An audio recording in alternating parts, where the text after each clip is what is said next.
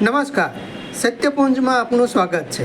હું છું લવજી કશ્યા। નાની બોરુ ખાતે ભાગવત સપ્તાહ સાથે વ્યાપક વૃક્ષારોપણ અભિયાનનો સંકલ્પ થયો છે। નાની બોરુ ગામે ભાગવત સપ્તાહ સાથે વ્યાપક વૃક્ષારોપણ અભિયાનનો સંકલ્પ થયો છે। ધોળકા તાલુકાના નાની બોરુ ગામે શ્રી શિવકુંજ આશ્રમ જાડિયાના શ્રી વિશ્વાનંદ માતાજીના વ્યાસાસને ગત મંગળવારથી શ્રીમદ ભાગવત સપ્તાહ લાભ મળી રહ્યો છે। ભાગવત સપ્તાહ સાથે અહીંયા વ્યાપક વૃક્ષારોપણ અભિયાનનો સંકલ્પ થયો છે। શ્રી વિશ્વાનંદ માતાજીએ જણાવ્યું કે શ્રી કૃષ્ણ અને શ્રીરામ દ્વારા લીલાઓ સાથે પ્રકૃતિના રક્ષણનું કાર્ય કેન્દ્રમાં હતું। સમસ્ત નાની બોરુ ગામના પિતૃઓના મોક્ષાર્થે Halani educational and welfare charitable trust Anand દ્વારા થયેલ આયોજનમાં સંઘ પરિવાર સાથે જોડાયેલા શ્રી રાજુભાઈ હાલાણીએ પોતાના રાષ્ટ્રીય અને સર્વધર્મ સમાનતાનો ઉલ્લેખ કર્યો। કથા દરમિયાન વૃક્ષારોપણનો સંકલ્પ લેવાયો, જેમાં ગામના શ્રી પ્રવીણભાઈ પટેલ, વન વિભાગના અધિકારી શ્રી અરવિંદભાઈ ધોળકિયા તથા કાર્યકર્તા શ્રી જયદીપભાઈ ગઢિયાના સંકલન સાથે કથા સંકલનમાં અગ્રણી રહેલ શક્તિ ઉપાસક શ્રી હબીબભાઈ હાલાણીની ઉપસ્થિતિમાં વૃક્ષ છોડ અર્પણ કરવામાં આવેલ।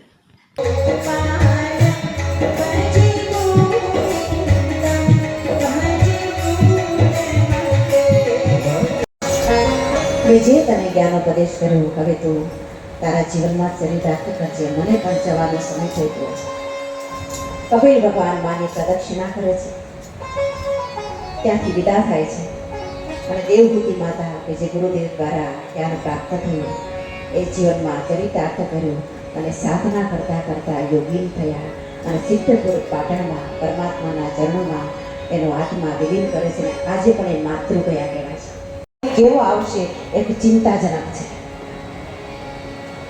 અત્યારે 11 વાગ્યાનો સમય હોવા છતાં આટલો બાળબડતો તાપ હોય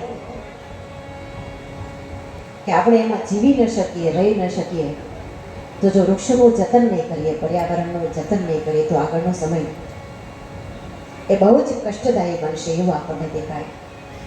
તો બને એટલું આપણે વૃક્ષનું જતન કરીએ, પર્યાવરણનું રક્ષણ કરીએ। અને કથાઓમાં આપણ ભગવાને આ જ કર્યું છે। ભગવાન કૃષ્ણચંદ્રજી જ્યારે 10મા સ્કંદમાં કથા આવશે કે આ રાક્ષસને માર્યો અને પેલા તૃણાવર્તને માર્યો અને ગોવર્ધન લીલા કરીને, એ બધું શું છે? પર્યાવરણની રક્ષણ જ છે। આ ગામની અંદર ધૂળમાં રમી અને મોટા થયા છીએ એટલે વતનનો પ્રેમ અને વતનની યાદ આવે। મારા વડીલ મોટાભાઈએ સંકલ્પ કર્યો કે આપણે ભાગવત સપ્તાહનું આયોજન કરવું છે અને એ આયોજન એમને પરામસવરા ગામના વડીલો આગેવાનો સાથે કરી, પણ અમારી એક ભાવના હતી કે આ ભાગવત સપ્તાહ માત્ર પરિવાર પૂરતી ના હોય અને સમગ્ર નાની બોરુ ગામના પિતૃઓના મોક્ષાર્થે આપણે આ કાર્યક્રમનું આયોજન કરીએ।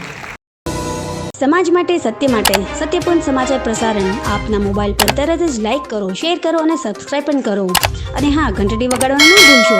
આભાર। સમાજ માટે સત્ય સાથે સત્યપુંજ અહેવાલ, સમાચાર તથા જાહેરાત પ્રસારિત કરવા સંપર્ક સાધો। સત્યપુંજ સમાચાર પ્રસારણ, લબ્ધિ કોમ્પ્લેક્સ, તાલુકા પંચાયત સામે, સિહોર।